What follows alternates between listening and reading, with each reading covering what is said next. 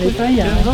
Oui, là on entend surtout un peu le son qui emplit plus l'oreille, c'est le vent sur les feuilles. Donc ici on est tout près de ça, on entend beaucoup ce type de feuilles-là bouger avec le vent. Mais là alors, le parcours qu'on va faire, le dernier parcours, ça va être... on va écouter la géophonie, on va écouter le vent. Et donc on va passer par différentes espèces d'arbres et surtout avec différentes formes de feuilles. Et donc, ce qu'on va faire, c'est qu'on va écouter comment sonne le vent sur chaque arbre.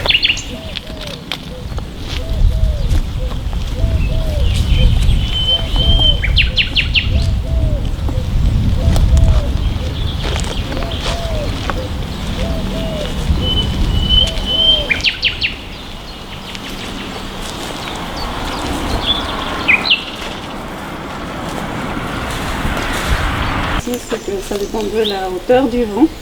Elle va faire bouger soit les feuilles qui sont en sous-bois et qui sont aussi plus proches de nos oreilles. Oui. Donc on va avoir un peu le son entier très, très près, donc on va écouter tout. Et que les feuilles plus grandes font des sons un peu plus graves que les feuilles plus petites quand elles sont touchées entre elles.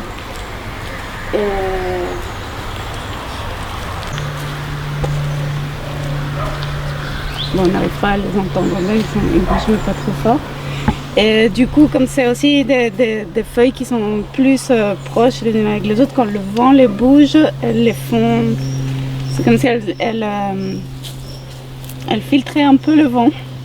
Donc elles ne se laissent pas bouger dans tous les sens, mais il y a un peu tout l'arbre, toutes les branches qui bougent en même temps. Et ça donne ce son plus grave. Donc quand on sent le vent qui passe sur par-dessus la forêt, on entend ce beaucoup plus grave que les autres, les feuilles contre feuilles, ça sonne plus comme de la pluie, non comme des petites gouttes ou des grosses gouttes ou des grosses pluies et donc ça aussi, ça nous donne aussi une indication de la hauteur un peu de la forêt dans laquelle on est. Ouais. Et les oiseaux, par exemple, ils se servent de ça ou je ne sais pas s'ils se servent de cette information de hauteur. Et par contre, on voit que ce son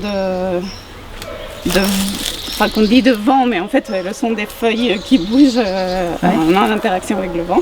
Et occupe à certains moments presque tout l'espace sonore. Donc il y a des moments où ils arrêtent de chanter parce que c'est pas la peine de communiquer peut-être. Ça fait trop de bruit, donc on arrête que le gros vent passe et puis on recommence à chanter. Par exemple, quand on étudie le son des écosystèmes, donc on pose des enregistreurs qui vont enregistrer soit en permanence pendant plusieurs jours, soit on peut les régler genre une minute tous les 5 minutes, une minute tous les 10 minutes. Et après on analyse ce son et effectivement le son du vent, c'est quelque chose qui est pour le moment, quand on entend parler de ça par les gens qui travaillent, apparemment c'est un gros problème pour l'analyse, parce qu'ils considèrent ça comme du bruit. Ils pensent il y a trop de bruit, le vent il fait toujours du bruit. Et en fait, je pense que ça peut donner des informations très intéressantes. Il faut comprendre comment vraiment l'analyser, comment arriver à ce que l'analyse acoustique du vent donne une information importante, claire, plus claire que juste ça sature tout. Ouais. Mais oui, mais bien sûr, une bonne partie des écosystèmes, c'est des plantes. Et les plantes, la façon de savoir si elles sont là ou elles ne sont pas là, c'est plus quand elles bougent à cause du vent ou alors quand la pluie tombe sur les feuilles, ça donne aussi des informations. Donc, la pluie, c'est comme des mini tambours, tout ça. Donc la pluie, elle va tomber avec des sons différents selon le type de feuilles qu'il y a. Ouais. Et selon la densité de la végétation. Ouais. Donc tout ça, ça peut donner des informations très intéressantes pour savoir si les écosystèmes sont en bonne santé, ou alors pour faire un suivi lorsqu'on veut reboiser une zone, ou enfin, réensauvager une zone, ou restaurer une zone, ou pour monitorer par exemple des événements de déforestation dans des endroits super lointains dans lesquels on n'a pas la possibilité d'être présent tout le temps. Et donc il y a ces systèmes-là qui commencent à se généraliser plus et pour monitorer à distance et en permanence grâce au son, combien d'espèces il y a. C'est-à-dire qu'il y a les enregistreurs qui restent là, les gens repartent, on les colle à distance, aux arbres, on les laisse. Tous les appareils sonnent au même endroit, non, enfin, la même bande de fréquence, donc ça s'accumule, ça vomit toujours au même endroit, ça prend un volume gigantesque. Et ça, donc, nos cerveaux, ils font comme ça, c'est du bruit de fond, on ne fait pas attention, mais ça ne veut pas dire que ça ne fait pas mal aux oreilles, que ça abîme l'audition à force, et ça crée des problèmes de stress aussi permanents, qu'on n'est pas vraiment conscient de ça, mais que nos oreilles de toute façon sont en train de capter ce bruit. Après, peut-être qu'on n'y fait pas attention, mais il entre. Il est en train d'entrer tout là. Et donc, on a commencé à faire des expériences avec ce que, je ne sais pas si quelqu'un d'autre l'appelle comme ça, mais moi j'appelle ça du son blanc naturel. Donc le son blanc, c'est ce son qui a toutes les fréquences audibles. Donc c'est une sorte de bloc, ça fait comme, je sais pas, je sais pas, quand on essaye de capter à la radio et puis qu'il y a ce morceau où il n'y a rien, que ça fait comme ça. Et, sauf que ce son-là, il est moche. Parce que c'est un gros bloc. Le son du vent dans les feuilles, ou le son de la pluie, ou le son de l'eau qui coule, c'est des sons qui ont aussi toutes ces fréquences-là, mais qui sont un peu mobiles. Donc ils vont faire. C'est perçu comme agréable plutôt que le son de... Et ce qui est perçu comme agréable, c'est justement cette espèce de va-et-vient entre ce mélange de fréquences. Elles sont toutes là à un moment, mais pas en bloc solide. Et cette structure où il y a toutes les fréquences, mais qu'elles sont flexibles, elles sont mobiles. C'est des sons c'est comme si ils embrassaient d'autres sons qui sont gênants, comme des marteaux-piqueurs, ou des sons de voiture, ou des sons de clim, ou des choses comme ça. Et en fait, on n'a pas besoin de mettre ces sons hyper forts, simplement le fait qu'ils soient présents, c'est comme s'ils attrapaient ces sons gênants et les intégraient dans leur structure harmonique. Et donc, du coup, on ressent plus ce son comme quelque chose de gênant et de désagréable et d'ennuyeux, et qu'il est toujours là, et que voilà. Mais ça devient quelque chose il entre dans cette structure mobile. Et donc, on essaye de faire avec ces choses-là, et de proposer aussi des façons de faire de l'enrichissement sonore urbain.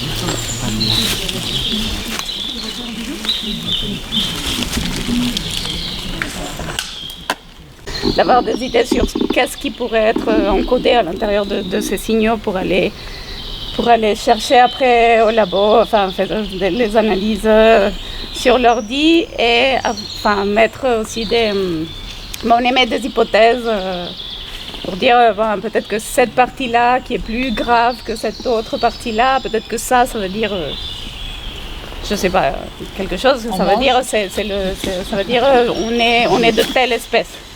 On est de l'espèce troglodyte, par exemple.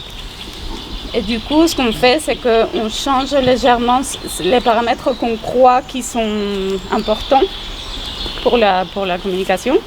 Et on regarde, et on leur repasse le son pour voir comment ils réagissent.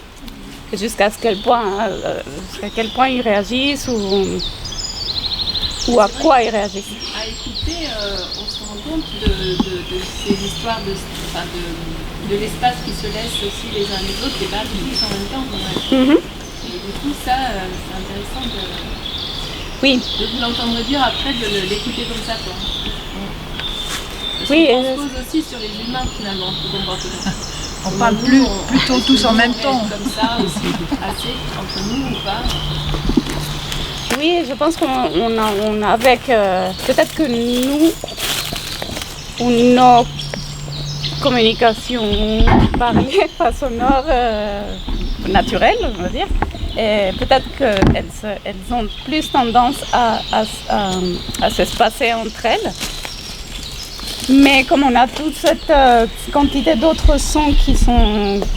qu'on ne gère pas directement, on a la musique qu'on met, on a le son de tous nos appareils, tout ça, donc ça commence à faire une sorte de brouhaha qui passe par-dessus, qui cache ou qui empêche aussi bien nos propres communications et cette espèce d'entrelacement. Que la communication de plein d'autres espèces. C'est ça le gros souci avec cette histoire d'anthrophonie, c'est que on pourrait aussi en être plus conscient et essayer de trouver la façon d'entrelacer aussi nos sons aux sons des autres. Et ce qui nous permettrait aussi d'écouter le son des autres. Mais justement, c'était hier soir qu'on discutait que les conversations à la bougie ou dans le noir étaient plus intenses chez les humains. Il y avait quelque chose de l'écoute qui s'installait et devenait des communications plus tranquilles et plus ou moins agressives et tout ça. Je pense que ça vient un peu de là, de enlever ce bruit qui nous empêche de retrouver cette espèce de rythme naturel qu'on a de toute façon. Moi j'avais une question, est-ce qu'il y a des formations pour les non-voyants par exemple pour arriver à recréer l'univers autour d'eux uniquement par le son, tu vois, l'univers 3D en fait? Est-ce qu'il y a des formations comme ça ou alors ils sont plus sensibles, les non-voyants sont plus sensibles à ça? Les non-voyants en général ils sont très très sensibles au son et à l'espace, à l'information d'espace que donne le son.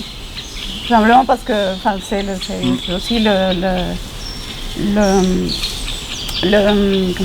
le sens qui devient plus, qui prend la place dans le cerveau de la vision, quoi. Et je sais qu'ils font... Il y a des gens qui faisaient des sortes presque comme de l'écolocalisation pour les aveugles. Et donc apprendre à faire des sortes de claques avec quelque chose et écouter l'écho. Donc bon, c'est pas dans les ultrasons comme les chauves-souris, mais c'est un peu l'idée. Donc avec ces sons-là, ils retrouvent la taille de la pièce où ils sont, ou l'endroit par où passer.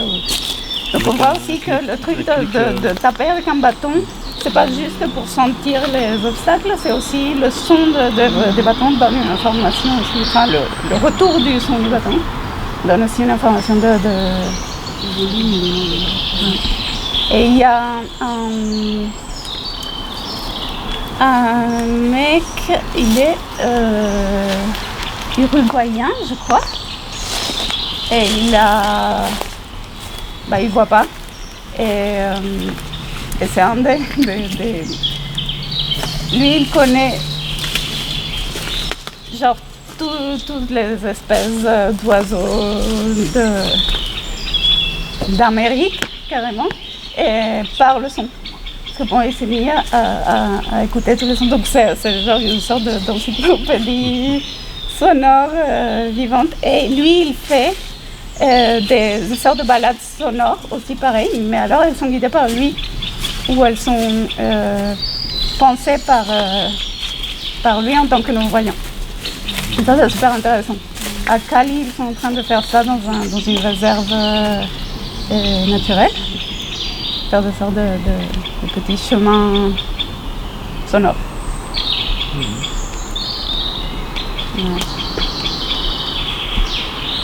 Et là, on entend que la hauteur des arbres, ça fait un écho comme dans une église.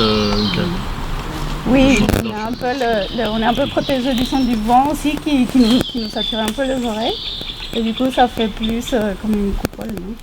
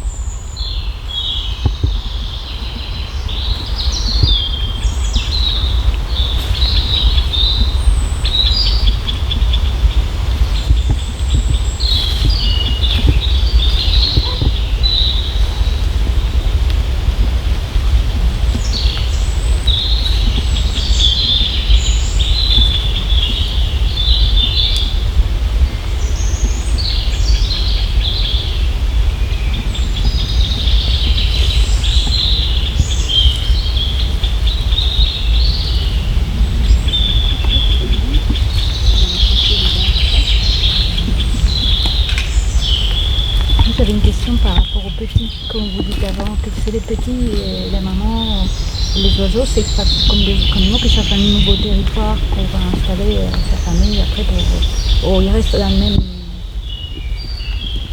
la distance, quelle distance en fait il faut qu'ils cherchent un nouveau territoire lorsque les jeunes grandissent. C'est super variable, ça dépend beaucoup de l'espèce. Et souvent, pour éviter de se croiser entre trop proches génétiquement, il y a souvent les enfants d'un des deux sexes qui partent. Donc soit les mâles, quand ils sont suffisamment grands, partent et les femelles restent un peu plus avec les parents. Soit à l'inverse, c'est les femelles, soit tout le monde part et il y a les parents qui restent sur leur territoire, sauf s'ils meurent.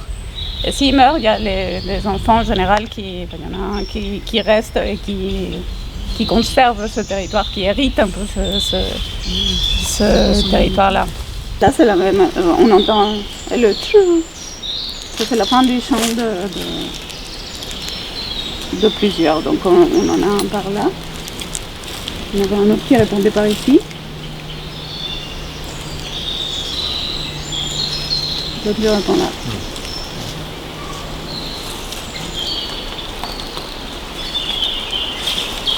Puis on sort de par là.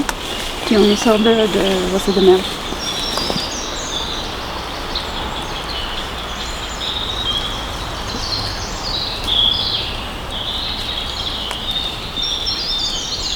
Il y a déjà il y avait des pinsons qui faisaient une sorte de phrase toujours pareille, non?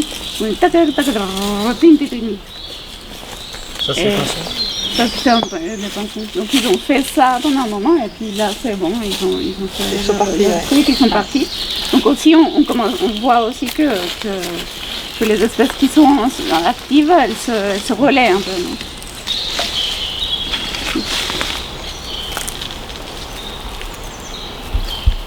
La différence, c'est exactement comme marchent les Indiens, Hein notamment en Colombie. Ouais. En Colombie. Et ils bougent, ils marchent pour faire du bruit. Et le principe, il marche très très bien. Il y a tout un